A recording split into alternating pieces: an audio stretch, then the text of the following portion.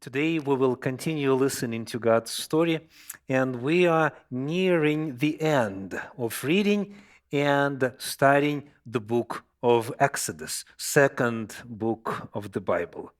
The chapters for study today is the book of Exodus, chapter 34, 35, and 36.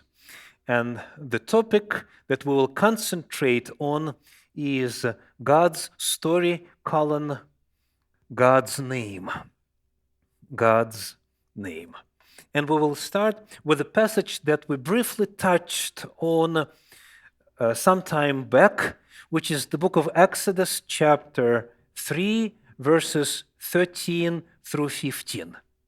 It says, "Then Moses said to God, 'If I come to the people of Israel and say to them, the God of your fathers has sent me to you, and they ask me, what is his name?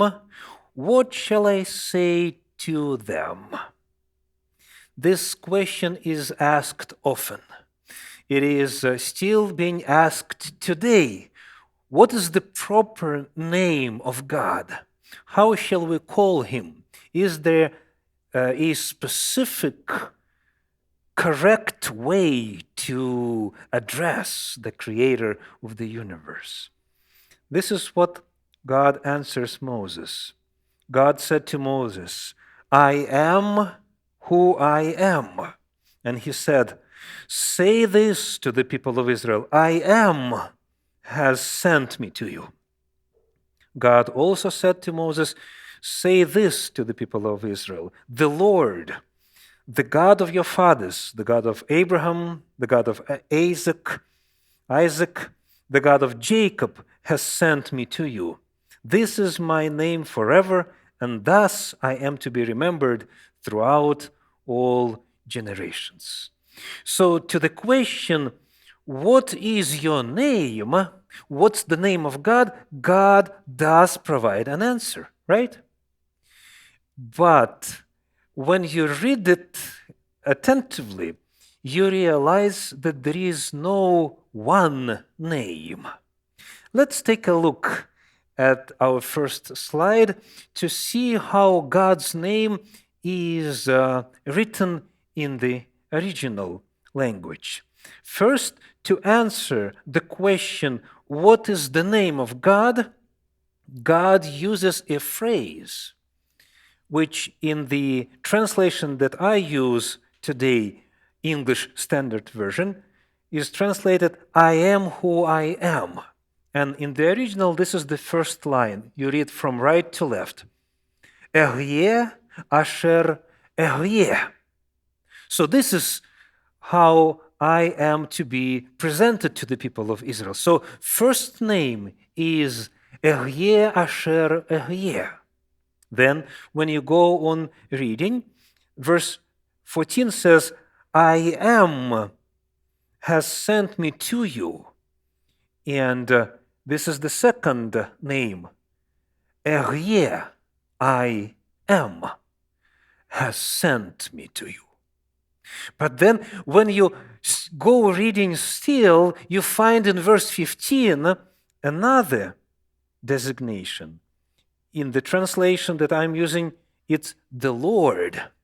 And in the original, you could see the line. If you use the Masoretic vowels added to the consonants of Hebrew alphabet, the reading would be Yehovah. And you have probably heard the rendering of it as Jehovah or Yahweh. And we won't go into the details of how to pronounce it correctly and why there are versions and differences of pronunciation. But what is important to note, what would you answer then? What is God's answer to Moses' question? What is God's name? What do you see? All three are. This is not that one is incorrect, the other is closer to being correct, and the third one is the one. No. When answering Moses' question, God says, these are the ways to call me.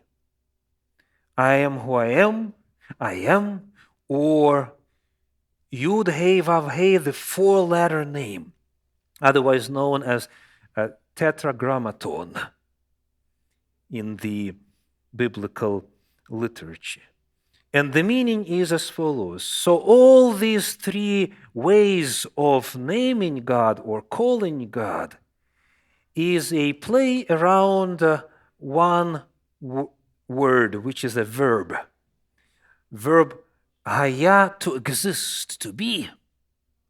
So the one who was, the one who is, and the one who will be, the ever-existing one. This is the essence of the message. If you go to biblical encyclopedia, you'd find the following definition.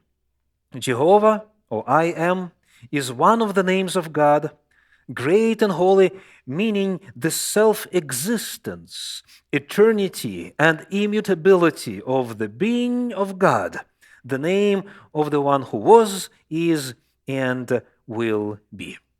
So the most famous passage that deals with the name of God, that answers the question of how to name God, gives us three options, gives us three versions. When you go on reading the account and you come to chapter number 6 of the same book, the book of Exodus, chapter 6, verses 2 and 3, here's what we discover. God spoke to Moses and said to him, I am the Lord. I appeared to Abraham, to Isaac, and to Jacob as God Almighty. But by my name, the Lord, I did not make myself known to them. It turns out God has even more names than these three that we have just read about. We read that to one person he would appear using this name, to another person God would appear using a different name. So let's take a look at the original. What do we see here in this passage, Exodus chapter 6, verses 2 and 3? When it says God appeared, verse number 2, we have the word Elohim, first line. Elohim in the original. If you are working on your sermon points, that's the first name to answer your third question, right? So Elohim is one name. Then, when we have Lord in English translation, it's the same name that we have already read about, which is Yehovah or Yahweh or Jehovah. And then in verse number 3, it says, I became known, I appeared to Abraham, Isaac, and Jacob as God Almighty. God Almighty in the original is El Shaddai. El Shaddai. So in this passage, we also have three names to different people, different times, different names. And in addition to Yud Hey Vav Hey, the four-letter name, we have two more. We have Elohim and El Shaddai. And there is this phrase, verse 3 says, by my name, the Lord, I did not make myself known to them, the patriarchs, the Abraham, Isaac, and Jacob. But in reality, when you read the Bible in the original, you discover that both Abraham and Isaac and Jacob, all of them did, in fact, know this name, Jehovah or Yahweh, and they used it. Let's take a look at one example. The book of Genesis, chapter 14, verse 22. Genesis 14:22. But Abram said to the king of Sodom, I have lifted my hand to the Lord, God Most High, possessor of heaven and earth. You see a number of names used by Abraham, the patriarch. Let's take a look at them in the original. The first one, which is rendered as Lord, I have lifted my hand to the Lord, is Yehovah, the one that we already know, the Yahweh or Jehovah. The second one, which is translated in the English version as God Most High, this is your second line. It's El Elyon in the original. El Elyon, God Most High, or Exalted One. But then there is another one. It says in the English version, the possessor of heaven and earth. Abraham is still talking about the same being. He's still describing the same God. But there is a different name, possessor of heaven and earth. And this is your third line, which is Koneh Shamayim Va'aretz in the original.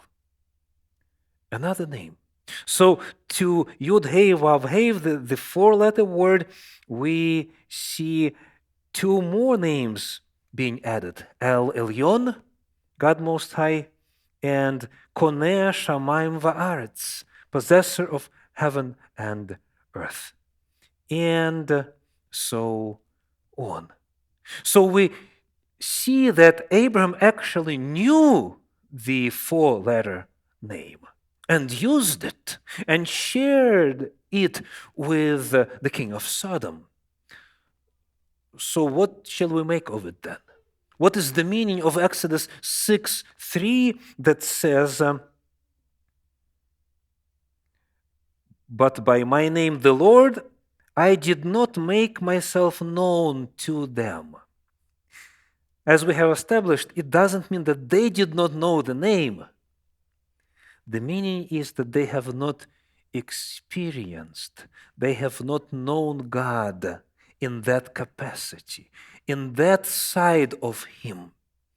Let me quote to you from a commentary written by Shedrovitsky, who writes, the meaning is as follows. Although all the three patriarchs, of course, knew the great name of the Lord, but during their earthly life, the basic properties of this name did not have time to manifest itself.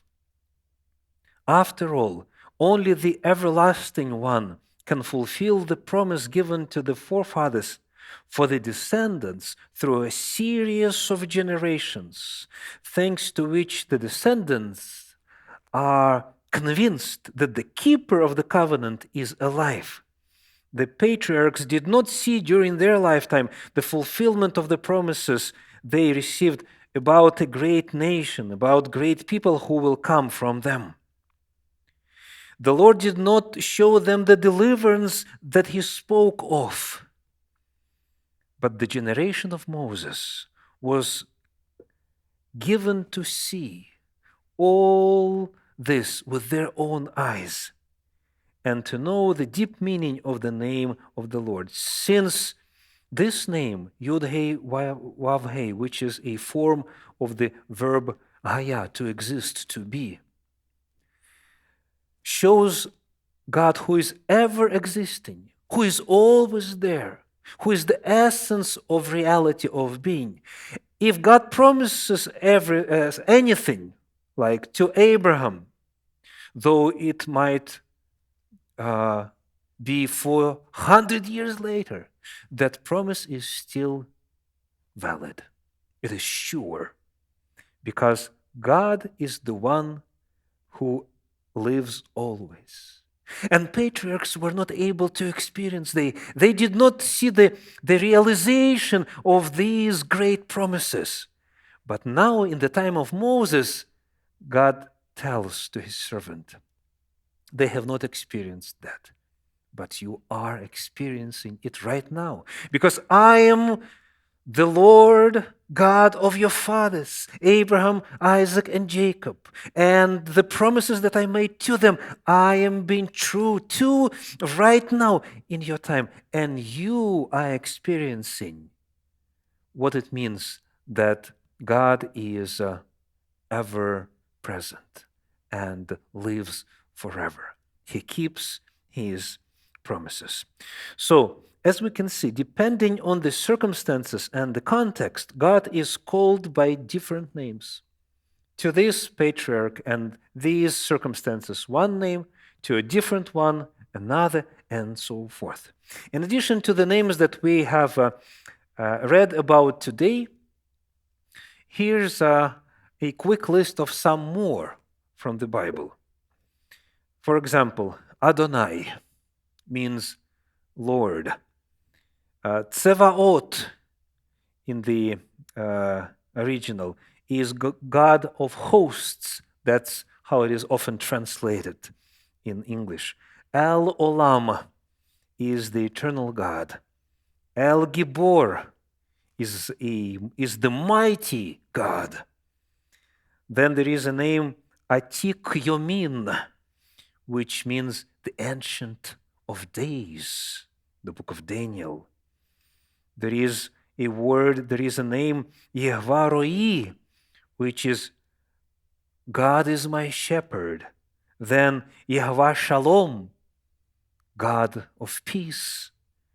Or Rofecha, which is your healer. Or Tzidkenu, which is our righteousness or our justification. Or Mekadishem, the one who sanctifies you, and so forth.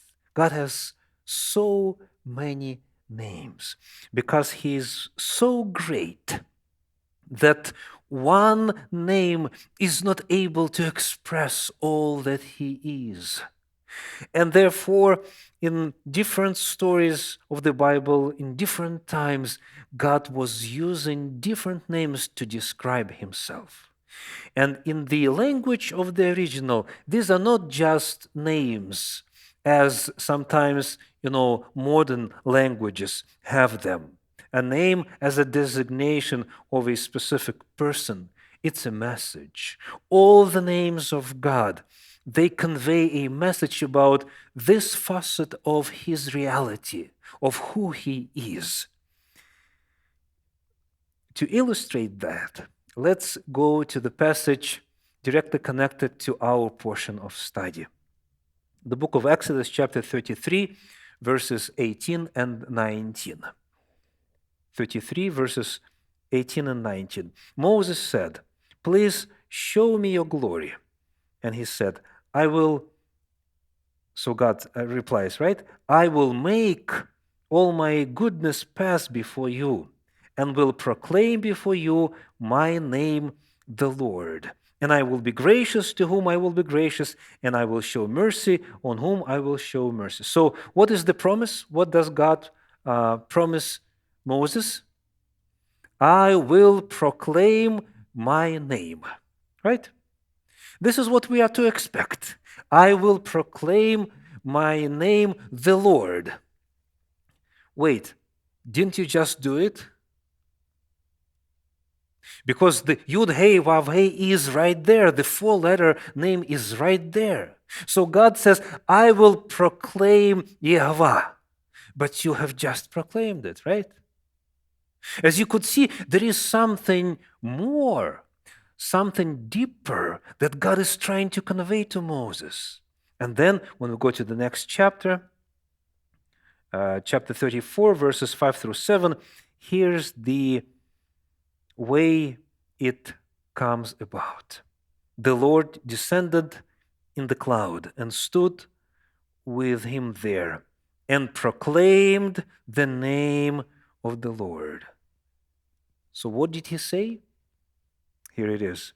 The Lord passed before him and proclaimed, the Lord, a God merciful and gracious, slow to anger, and abounding in steadfast love and faithfulness, keeping steadfast love for thousands, forgiving iniquity and transgression and sin, but who will by no means clear the guilty, visiting the iniquity of the fathers on the children and the children's children to the third and the fourth generation. We are reading about the fulfillment of that promise. God promised, I will proclaim the name of the Lord, and He does. But what does He say? What is the essence of the passage that we just read? It's a description of what kind of a person God is.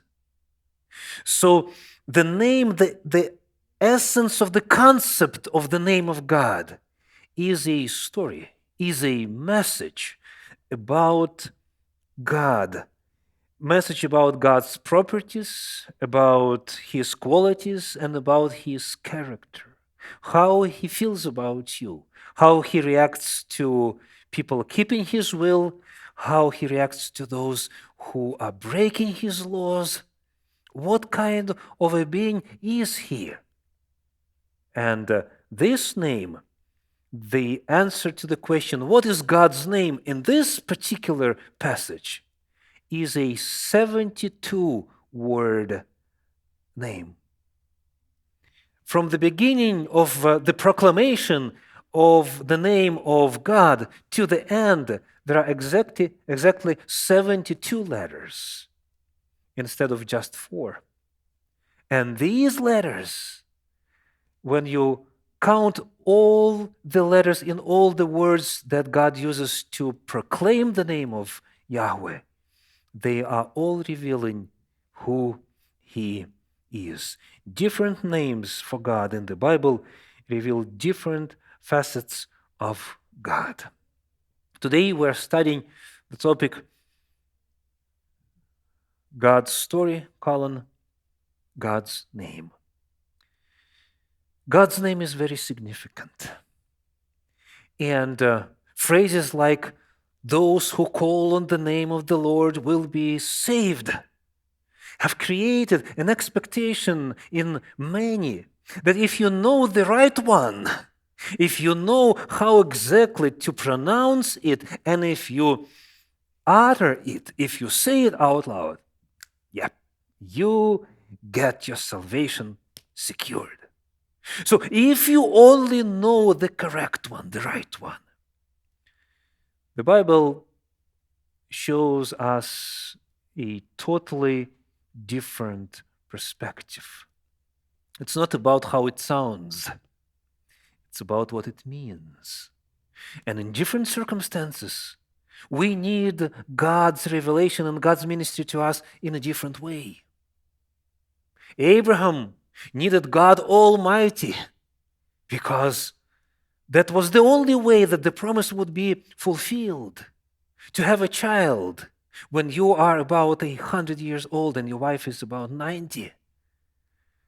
Moses and Israelites, they needed to experience Yod Hey Vav Hey, the ever-living God who keeps the promises made to forefathers many years ago. We need God who is a healer. We need God who is with us, Emmanuel. In different circumstances of life, we need God in different way. And He gives us this to us. That's why there are so many names of God in the Bible. My question to you today is this: what name do you need? What are you in need of right now? Is there a facet of God's being that you crave right now? Find that name and use it and address the creator of the universe by that name so that it is real for you and it is meaningful to you. Now, we have been talking about the names of God in Hebrew language, of course, because that's how they are given to us, right? Here's the question: when we are using other languages, like right now, how shall we go about pronouncing the name of God or different names of God? Let me give you two passages to answer that. First one is the book of Leviticus, chapter 24, verse 11. It says, "And the Israelite woman's son blasphemed the name and cursed. Then they brought him to Moses." What did that person do? It says he blasphemed the name.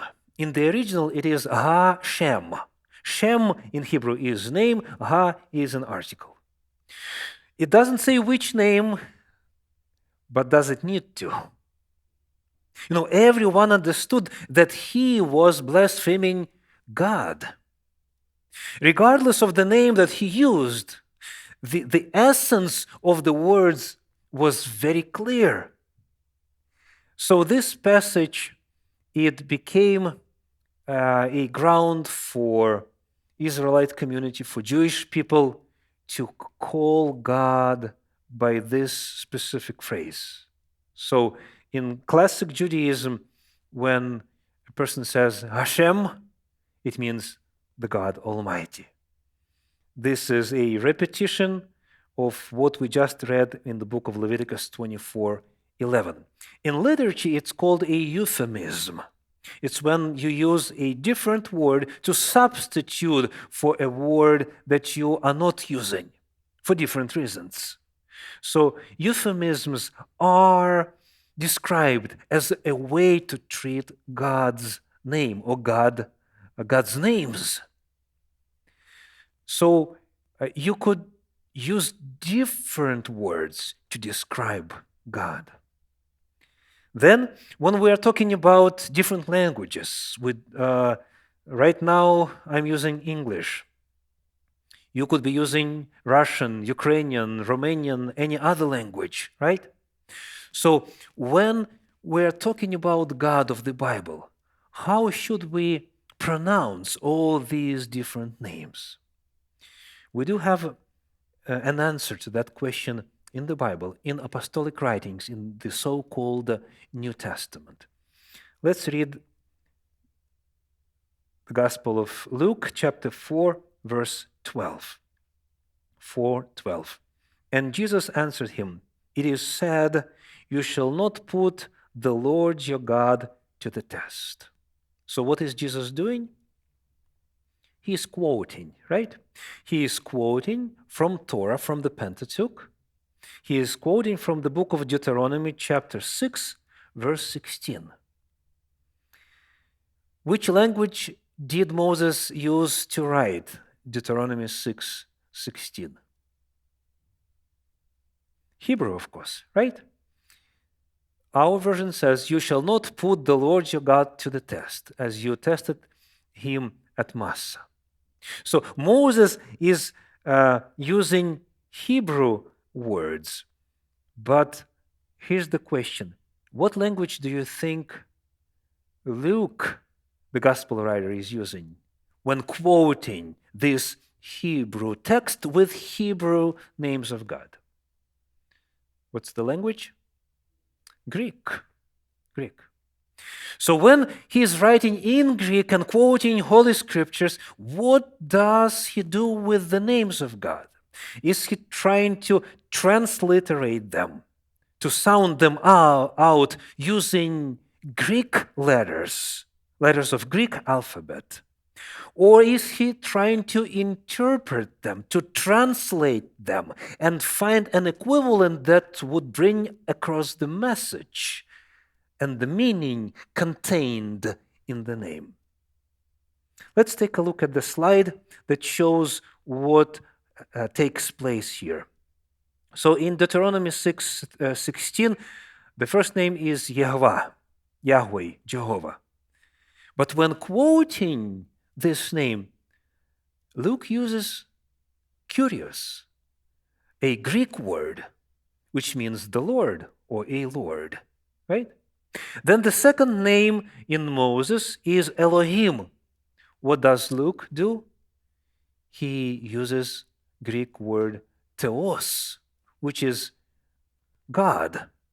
So rather than transliterating, rather than trying to sound out these names in a foreign language using the letters of that language, what the gospel writers and apostolic writers do, they bring across the message. They're trying to find the closest equivalent that already exists in that language, and thus they convey the message.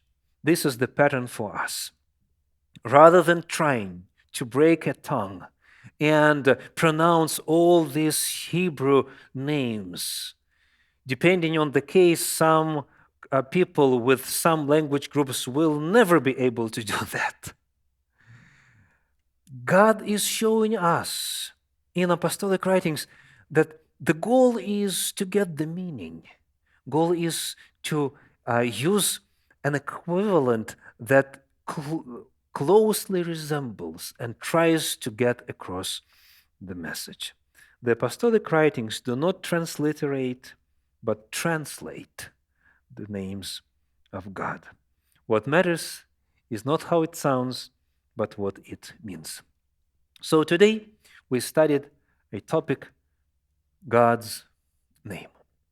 And to end this message, I would like to lead you to the last book of the Bible, the last chapter of the Bible, the book of Revelation, chapter 22, verse 4, that says, "They will see his face, and his name will be on their foreheads." This is the goal.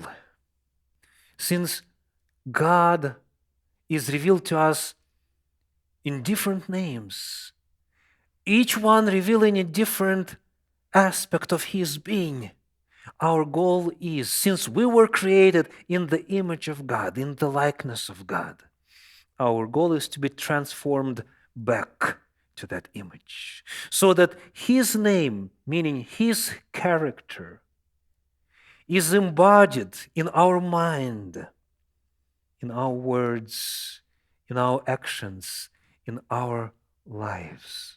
This is the goal, that by looking at us, by listening to us, the people around will see God, will hear God, would experience God, his goodness, his mercy, his forgiveness, and everything that he is. Reflecting God's image is what our goal is.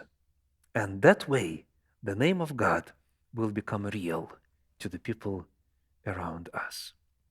Amen.